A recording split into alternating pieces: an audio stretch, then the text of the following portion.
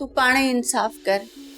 अखियुनि ॾिठे केर पंहिंजी न्याणी खे बाहि में उछलाईंदो आहे। ऐं तोखे त ख़बर आहे न त शेरोज़ ख़ान केॾो ॾिंको माण्हू आहे। मुंहिंजी चांडोकी हुन सां कोन निभाए सघंदी। मां ॼाणां थी शेरोज़ ख़ान चांडोकी जी शादी जे हक़ में मां बि न आहियां।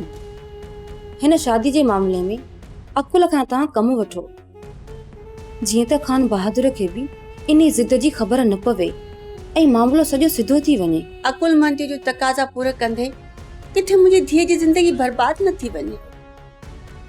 इहो सभु कुझु थियण खां पोइ मां पाण खे ख़तम करे छॾींदसि। तव्हां हीअं कयो, तव्हां ॿाहिरि वञो, मां चांडोकी खे अकेलाई में सम्झाए वठां।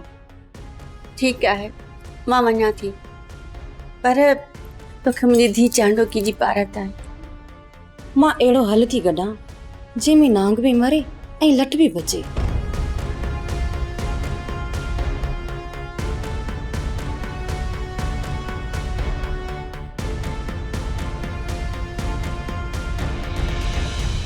चांडोकी, रोअण मां कुझु न मिलंदो। ॾिस, जेको मां तोखे सम्झायां थी तूं उन ॻाल्हि ते अमल कर ऐं मुंहिंजी ॻाल्हि गौर सां ॿुध, जीअं तोखे निजात मिली वञे।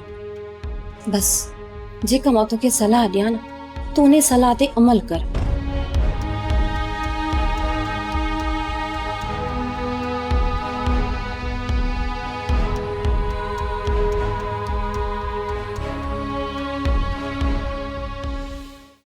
हेॾे कालू, हूं त पाण खे वॾो कुहाड़ो खान थो समझी, पर मुंहिंजी दिलि थी चवे तव्हां ॿिन्ही खे गोली हणी मारे छॾिया।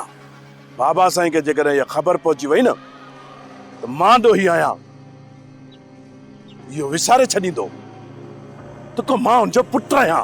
माफ़ी सरकार, माफ़ी। मां मञा थो त असां ग़लती थी आहे, पर छोरी अञा वात ई न आहे खोलियो। तव्हां हुकुम कयो त हुन छोरी खे हमेशह जे लाइ ख़तम करे छॾियो। धूड़ अथव मुंहं में, अड़े छा इहे छा छॾियो चओ?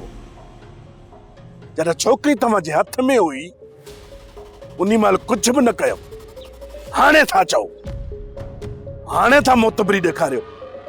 अड़े तव्हांखे इहा ख़बर न आहे उन छोकिरी जे मथां बाबा से अस्पताल में पहरेदार बीहारिया आहिनि। सरकार, 2 टे रुपया डॉक्टर खे ख़र्चजूं, बताओ उहो कमु करे। बस हाणे बस, मां तव्हां ॿिन्ही जे आसरे में को बि रिस्क खणण जे लाइ तयार न आहियां। सरकार, कोई असांखे हिते घुराइण जो मक़सद सलाह करणी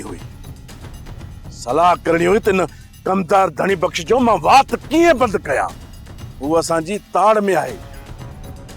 तव्हां ॿिन्ही जे ऐं रबू खाधू जे पोयां बि सभिनी खे अख में कई पियो आहे। काके धणी बख्श ते पूरनि 6-7 महीननि खां गुरबत सवारा।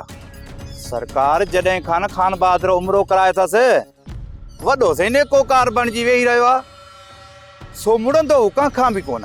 अणसिधी तरह सां हू मूंखे ॿोलाए बि चुको आहे, पर मां बाबा जी ट्रप जे करे पंहिंजी दिलि जे मथां पत्थर रखी छॾियो आहे।